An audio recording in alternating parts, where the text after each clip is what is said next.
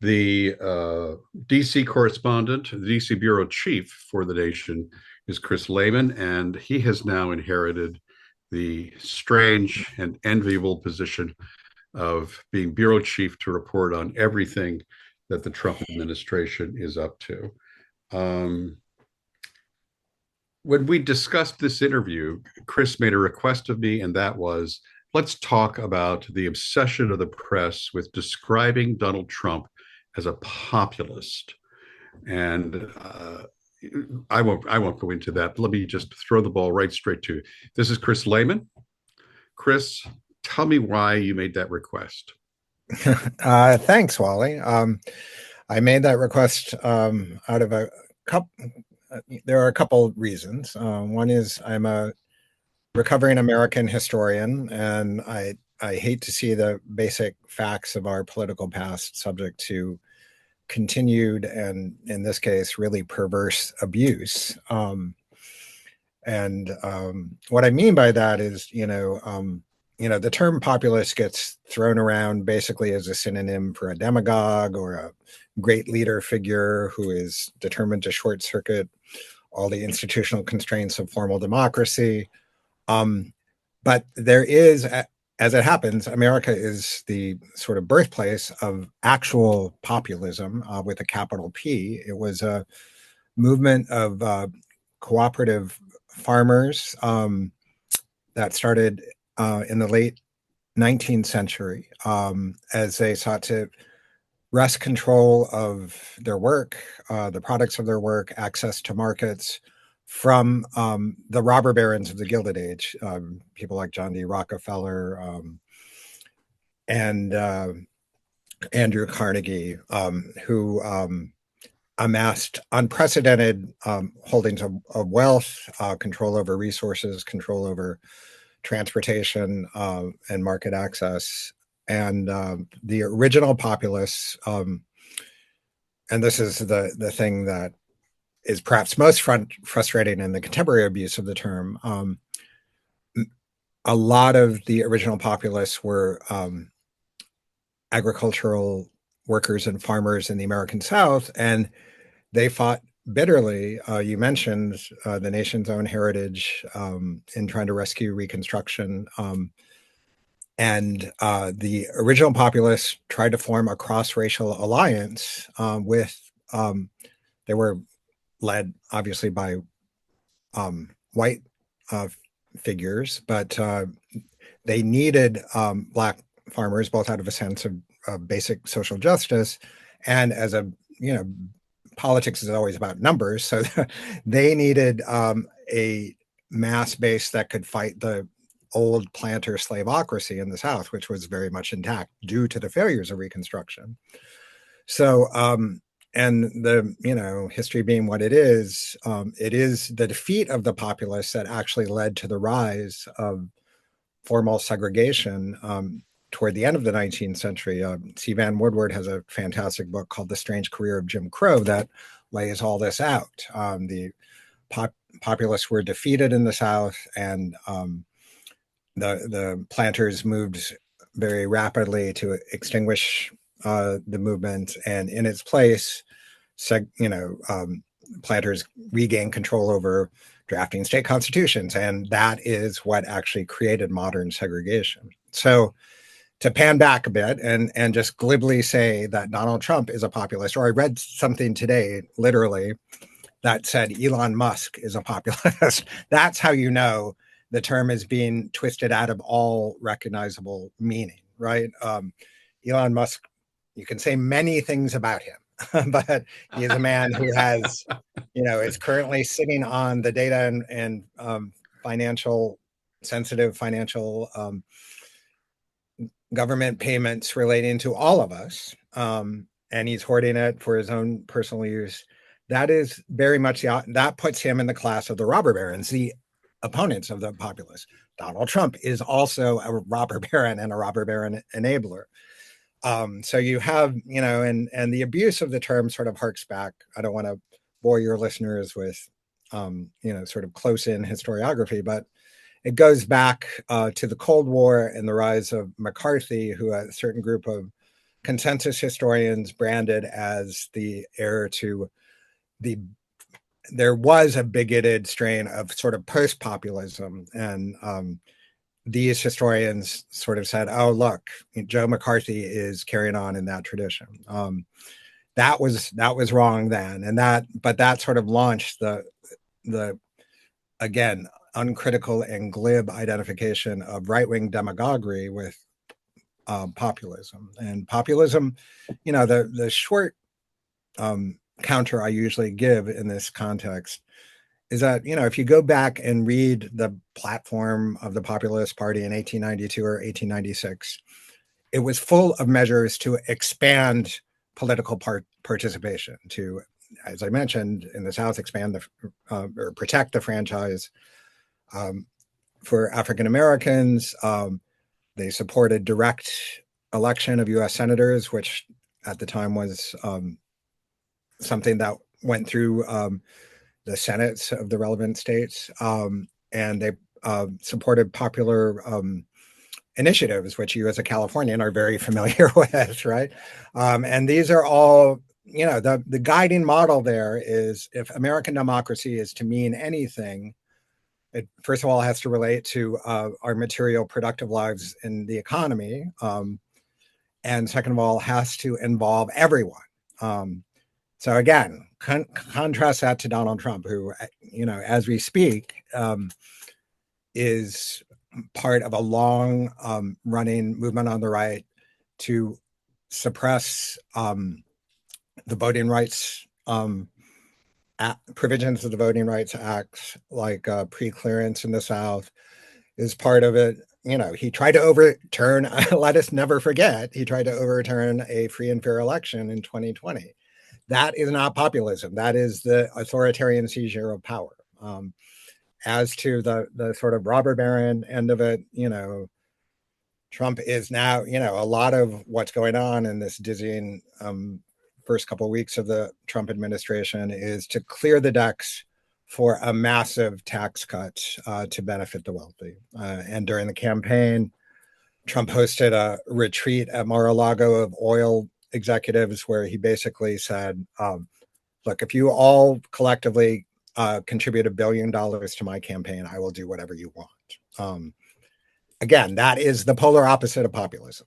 The historical populists tried to rein in the powers of the robber barons, tried to ensure that the economy, they actually created a plan for an alternate American currency based on productive labor and crop returns, and to ensure that no one person like Andrew Carnegie or John D. Rockefeller could sit on a vast storehouse of wealth that would distort the lives of everyone else. And again, let's look at the present moment. We have the richest man on earth, Elon Musk, sitting in the White House in a completely unelected capacity, as I mentioned, seizing control over incredibly important and sensitive treasury accounts, scheming to get rid of the U.S. Agency of International Development, the Department of Education. This is not populism. So that is why this is but it's useful. On top of that, it's useful to Trump to be spoken of as a populist. It sounds like the people, right? Exactly, which was what the party was described as in the 19th century, the People's Party. Trump hears those echoes. He is enormously sensitive to words and messages. He's very, very good at that. And I just noticed the other day, to confirm what you just said, Bill Galston and Elaine Kmark, who are two very scholarly folks, wrote a big think piece about where they think the Democratic Party should go, and they published it in the Third Way's vehicle platform. And there are a whole bunch of things that struck me about that. They lead off their article referring to Donald Trump as a populist. And it stuck out like a sore thumb. And I was saying, I'm sorry, why are you carrying his water? in this article meant to rally Democratic Party troops, meant to put forward your quote unquote well thought out proposals Mm. in a vehicle called the Third Way. And I can't resist this. Trump is so much better at words than our side has been. And the classic example of that for me this past week was that the Third Way would make proposals on what the Democratic Party should be doing. Contrast the name The Third Way with Yeah. Donald Trump's Make America Great Again. Which of those I two know, titles yeah. zings? I Right, wonder. right. Is And, yeah. And the third way third, was sort of a catch-all abstraction, at the height of its influence in the 1990s, but it scholars like lies on the floor saying, like a dead fish. It yeah, just exactly. doesn't And go. it doesn't So go. anyway, And, I have to say, I read Dan Baltz's summary of the Galston-Kmark report. And what was also striking to me, and this is sort of a separate topic, but certainly relevant, is the postmortem they seem to be offering is identical to the postmortem that emerged after the 2016 election. yeah, They said, oh, Democrats need to be tougher on immigration. When in point of fact, Kamala Harris ran saying she would endorse the hardline Republican Congress's crackdown on immigration. I don't know, are they saying we needed, detention camps, or it's very unclear to me even what they're advocating at a policy level. It's about the idea that Democrats need a tougher image. They need, and this is what third way politics always boils down to. It's a kind of mimicry of the right, and and there are pretty compelling arguments that path, which was Bill Clinton's bread and butter throughout his political career, created all the neoliberal disruptions, the move of manufacturing out of the United States under the NAFTA and GATT trade agreements that led to this horrific moment where Donald Trump is credibly, or not credibly, but aggressively, let's say, claiming the mantle of speaking for ordinary workers, people living paycheck to paycheck. It's because the Democratic Party abandoned those people. I mean, that's not to mince words here, but that was the savvy third way. It was all about the American economy is becoming much more knowledge based. It's becoming global. We have to, keep up with all these leading edge trends in capitalist economics. And, that left people in, the sort of historic rust belts in the country with their livelihoods cut out from under them. They lost union jobs, they lost pensions, they lost access to higher education, and they were basically told by Democrats, "Well, learn to code." And we see, they are now reaping the whirlwind, and that's why I get impatient when I when I see things like the Galston-Kmark report is like, at least pretend like you have new ideas, because I read all these postmortems in 2016, and it's a problem for a major political party to lose not just once but twice to a charlatan like Donald Trump, and lose worse the second time. That suggests to me you are on a bad path, and you have to rethink your fundamental assumptions, and the traditional triangulation, different splitting with the Republicans. That's a failed strategy. The other reason it's a failed strategy, let's not forget, is after the Republicans lost the presidency in 2012, they had a postmortem. The RNC convened a retreat, came back with all of these, for the Republicans, moderate. moderate They positions. really were moderate proposals. Yeah, Yeah. specifically on immigration. And did the Republicans heed that? No, they went, all in with Donald Trump's brand of demagogic nativism, and they won. This is not to say the Democrats should do the same thing, which is what I think, the takeaway from documents like the Third Way Report tends to be, but that they need our politics fundamentally changed, in my view, in 2016, and you need absolutely to rethink your presuppositions. Today, as we talk, it's February the 5th. We'll post this in a few days' time. But today is February the 5th. You wrote a remarkable piece in The Nation today entitled Protesters Demand Action from Feckless Democrats. And it sounds like this is not about Galston and Kmark and a thought through proposal on the direction the party should take. It's a lament on the part of the party having zero direction that it's concerned with. Without me putting, I really hate putting words in guests' mouths, which is a vice. I'm tired of my words. It's a podcast vice. Give me a sketch of what your point was in that article. This is about a particular event that took place. Yeah, there was Indivisible, Move On, and the Working Families Party convened sort of an emergency protest outside the Treasury building where the Musk impoundment of all this data is occurring, which was a very good thing to do. I think, there needs to be, massive shows of outrage at this crime. But there was an interesting dynamic in that, there were a whole bunch of Democratic lawmakers on hand. They had tried to gain entry into the building earlier and were repulsed the same way that an earlier group of congressional Democrats were denied entry into the USAID office the day before, or 2 days before, sorry. And,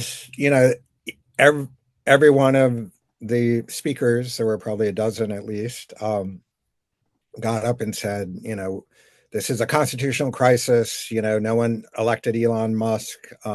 Get your hands off our money and our data. And we're going to fight. And more people in the crowd started to demand details to say, like, okay, we're going to fight. How is that going to happen? The lawmakers were not as forthcoming as they might be on these questions. In part, this is an unprecedented crisis, to give them, some of the benefit of the doubt. But, it's also, as I said earlier, our politics are changing radically, and you need to think outside of, the business as usual model. So, the crowd was chanting things like shut down the Senate, which is right now a good idea, because Donald Trump's cabinet is up for confirmation. And if nothing else, if you just dramatically slow down the pace of this, I think officially sanctioned coup of MAGA forces over the administrative state, you get critical sort of organizing time. You get time to figure out actual viable ways to fight back. I mean, one demand from Ezra Levin, the founder of Indivisible, was, suspend unanimous consent. You're a former lawmaker. That's, sort of a ritual by which the business of the legislature just gets formulaically signed on and moves smoothly through. And he was saying, no, you have to block all this, make every debate a real debate, make every and blockade the cabinet nominees. Well, it's one thing, if I may, it's one thing to know that ending unanimous consent would be an earthquake legislatively. It's another thing to chant that in a rally. You called a rally. I just thinking it through. You called a rally. You've got 1,000 people at the rally. Took 3 organizations on the left to turn out 1,000 people, which bluntly is pretty pathetic. But there we go. You got 1,000 people at the rally, and you whip them into a frenzy by saying "end unanimous consent." Don't fly. No, we that need to is do a better job than that. I take your point rhetorically, but I do think it is proper to focus on, as I was saying, think of it as the equivalent of a work slowdown at the GM plant Yeah, in Flint yeah. in 1937 You're prior to the talking. You're sitting. talking to an old union organizer. I Yeah, get the yeah. I point. mean, Yeah. All right. yeah. That is absolutely crucial to make it clear both, you know, because, in point of fact, everything that Trump is doing now is massively unpopular. And the Yeah. problem is, it's happening so rapidly. And then, he moves on to, saying more insane stuff like, we're going to annex Gaza for the United States. And And the news tomorrow he'll cycle have moves on. another. So, yeah. Yeah. He'll astonish us with something else. There's no doubt Yeah, about it. exactly. And so, it's very important from a movement organizing perspective to keep your eyes on the prize and keep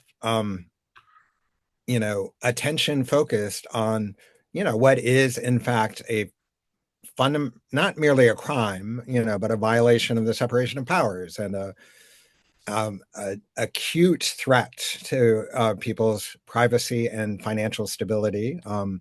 It's actually, there's an under federal law, even browsing the IRS returns of citizens is a felony, Yeah.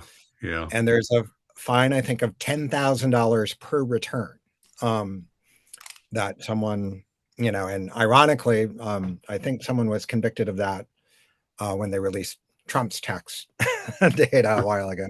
So, what's good for goose is good for the gander. Like, make these things, and at least initiate the process. You will not win every battle, but to just constantly be saying, as the Democrats have since Trump took power again, that, well, we can't, chase down every outrage. We have to, be strategic and pick our fights. Um, Theoretically, I don't disagree, but, name what your fight is. Like right now, it doesn't seem to be anything, or it seems to be Right. reacting on the terms proffered by the MAGA movement, which is a fight you're all but guaranteed to lose. All right. So Let me. You just threw a hard ball, and I really like that hard ball. So let me take a swing at it and see what you have to say. I've been thinking about your question. It's a really good one. What the heck do we really do?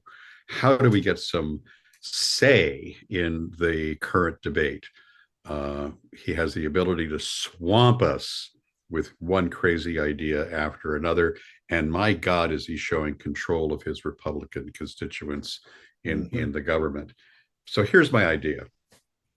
The least popular thing that Donald Trump is wedded to is to continue the rich and business tax cuts that he pushed through in his first term. That is a massively unpopular proposal. And he has, to his credit, is that a strange thing to say about Donald Trump? To his credit, he campaigned on that. He was very clear that's what he wanted to do. Now, in large part, maybe 100% part, he did that because he has to.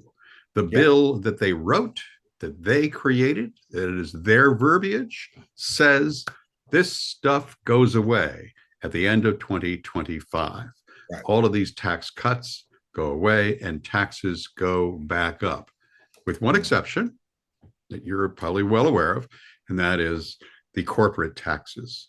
Corporate taxes were dealt with separately, and the tax cut that the corporations got, I think, from 39% down to 21% or something kind of sort of like that. Yeah. Big tax cut for corporate. That was a permanent tax cut that does not require renewal. Everything else, tax cuts that rich people got, tax cut that middle-class Americans got, tax benefits that some working folks got, all that goes away. And unless it is renewed in some way, taxes go back up for folks. So everybody knows that in 2025, Trump will put forward a proposal on keeping those tax cuts and extending them, making them Trumpian in some way. And he'll sit down and he'll figure out a Trump way. But it's got to happen. Yep, yep. That's a central. Okay, here's the thing. We don't have to wait for Yeah, him to choose the time for it to happen. yep. We could say, okay, talk about Gaza. Okay, talk about Putin. Okay, talk about unanimous consent. Talk about this, talk Mhm. about that. We're going to start demanding right now what we want in that tax package, an end to the massive, massive tax benefits that were brought to everyone on the upper end of the income spectrum, and Yep. fold into that a discussion of the corporation taxes and start campaigning and pushing on that single issue ahead of everything else that we want to talk about. I think. Why? Because it's going to happen, Yep. and we can start the process now. We will not generate great coverage at the beginning because it's just too early, Right. but we lay the groundwork. You keep hammering at it, and by the time they get to the point where they introduce their stuff, they already have a movement against it.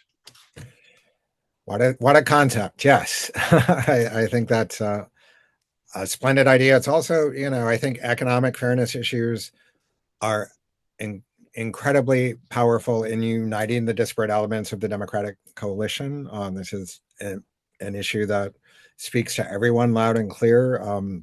And again, as I was saying earlier, um, Donald Trump has also given creative people on the left one of the biggest gifts you can give in politics, which is to say a villain in the person of Elon Musk. I mean, no one Very well likes said. this Very well guy. said.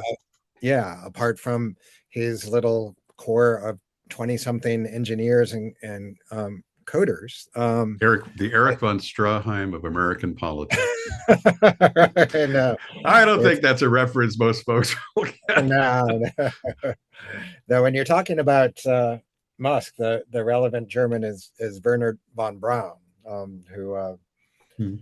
was a Nazi, and it was I think I'm going to mangle this reference, but Musk Musk's father gave him the name Elon out of a piece of fascist literature in which a commissar figure is named Elon. So, and like von Braun, Musk is obsessed with space travel, colonizing Mars, all of that stuff.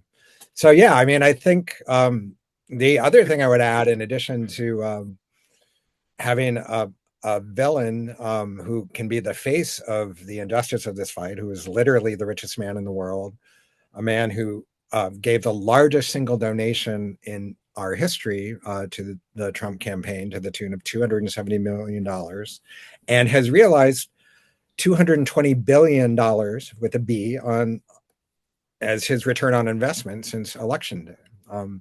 Like, I think those attack ads write themselves, but I'm Tax obviously Elon. not Elaine Kmark or Bill Galston. So Yeah. the other thing I would add, in addition to all that, is that Democrats in Congress have a very effective cudgel. It's not under other circumstances, it's a terrible sort of restraint on federal fiscal policy, but they have the debt ceiling, and you'll notice as under the last government funding battle in Congress. One of Donald Trump's, core demands, which was echoed by Elon Musk, was that basically the debt ceiling be, raised so he can get all of his tax cuts through. And the Democrats can, in a smart provisional way, just sort of say, no, sorry, that ain't happening until they get, as you were saying, like real material concessions from these people. I do think there is a myth. You're right that Donald Trump is very skilled at language and sort of impression management, let's call it. But he's not a skilled politician. He's actually a very lazy, incurious political leader.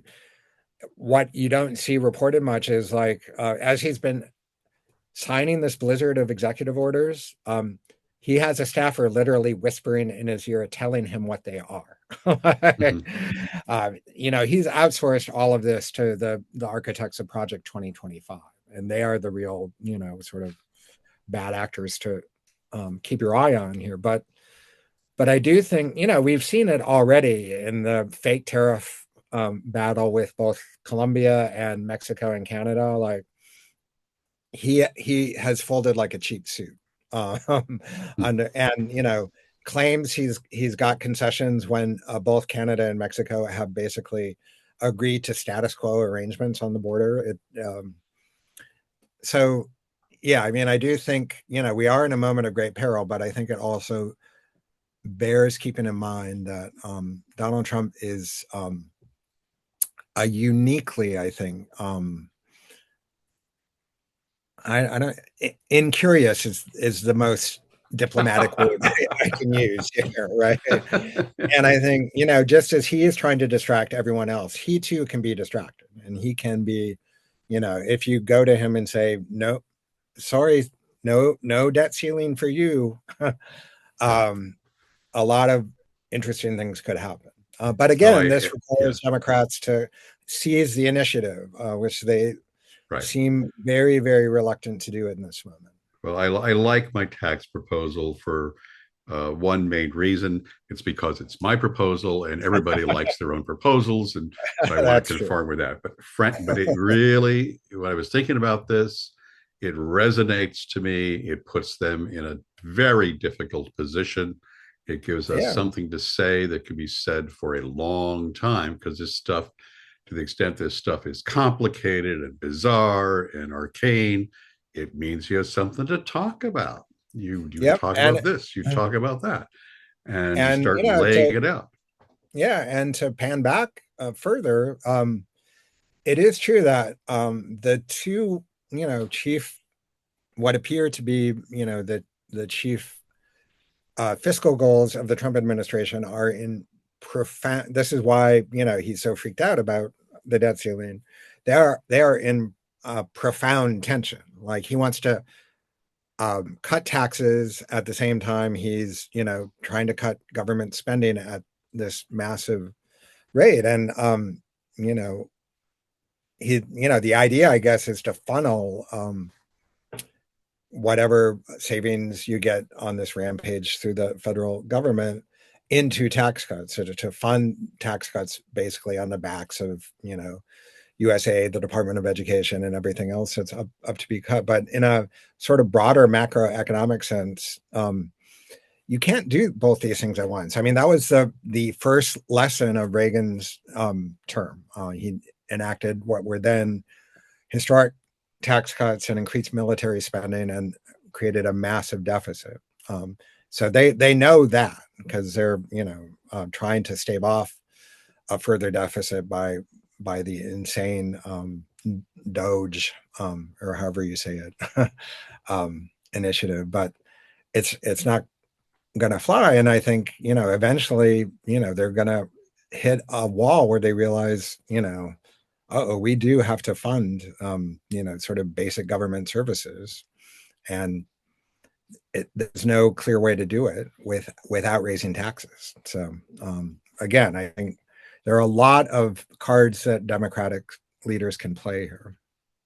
Well, to say over and over again, raise taxes on Elon Musk, Yeah, and the rest of us keep the tax cuts for the rest of us. yeah, no, It it's is not very simple complicated. to say, and throws the ball into their court big time. And tomorrow, some Democratic consultant can come up with a better way to say it, go after it. But we really No, do I, need to convince the leadership to focus on something. yeah, no, it is. I think it's one of the unfortunate byproducts of the Democratic Party becoming, over time, less the party of ordinary working Americans and more the party of what Robert Reich calls symbolic analysts and the highly educated suburban constituencies. Is that they think they're above politics in some ways. They think, you know, these are all basically settled questions, and we just need people to endorse our resumes to get us back into power so we can continue, you know, sort of doing neoliberal economic policies while making sure that, you know, some safety net provisions are there. As opposed, again, look at what the MAGA movement has been doing for the past 10 years now. They, you know, again, I'm not endorsing it in substantive policy terms, but they give their followers something to do. They give their followers a clear stake, you know, in what I think is a deeply mistaken and, you know, false image of a birthright America that they are protecting. And but they are able to get mobilized around that idea. And the Democrats, you know, are basically saying, yeah, we don't need to do that.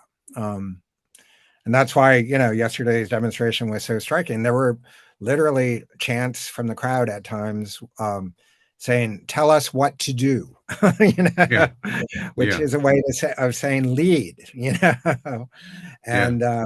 and there is a big gap there, and I think it has to be filled in by a movement that forces the hand of these sort of well, they're my headline called them feckless, and I think that's a good characterization group of leaders. So, Before we go, I just wanted to ask you personally, um, what brought you into uh, where you are today? well, Your professionally and point of view, just how do you end up being Chris Lehman? wow. Well, how much time do you have? Well, I, that's up to you. as I mentioned earlier, I'm a recovering American historian, and I do think, you know, I learning about the populist movement in graduate school, or actually undergraduate, was a big moment for me because I come from the industrial Midwest. I come from the sort of places that are now considered Trump country. And here was a story of, you know, the people who were my forebears who rose up in what I think is the last great movement to protect American democracy. And I think that informs, you know, a lot of my politics going forward. I don't think I have, you know, I certainly don't share, I don't know, the credentials of the Elaine K. Mark and Bill Galston group. And I, you know, the town I grew up in was a major casualty of the 80s farm crisis. It used to be the farm implement manufacturing capital of the world. That was all wiped out. And in the late 90s, Money Magazine, this is Davenport, Iowa, Money Magazine named it the worst city in the country to live in. Wow. And it Wow. is now the capital of riverboat gambling on the upper Mississippi. So, you know, I saw, you know, the literal transformation of a manufacturing stronghold into the casino economy and Yeah. all that went with it. There What a was more than, vision. What a yeah, vision. yeah. So all that stuff felt very, you know, direct and visceral as I was sort of coming of political age. And it's interesting, you know, in the 2016 cycle, of course, this was when it's still true for the Republicans. The Iowa caucus is the first, you know, political event, and and there were all these reports from Davenport about, you know, all the white working class has embraced Donald Trump in a way that is really dramatic and that we've never seen before. And you know, as a result, I think the rise of Trump, you know, it still surprised me, but it didn't seem as, you know, completely out of the blue, I think, as it did to a lot of other commentators. Because again, I saw what happened to the town I grew up in. So that's a short answer. Well, thank you for the short answer. Let's talk. Let's talk again. God, I was going to say, God willing, we'll have plenty to talk about. And I guess I don't mean that. What I mean is, Right, right. we will have plenty to Yeah, talk be about. careful what you wish for. Be careful what you wish for. Anyway, it's a real pleasure meeting you. Likewise. Lovely talking with you. We'll talk again. Yes. Thanks for having me, Wally. Take care.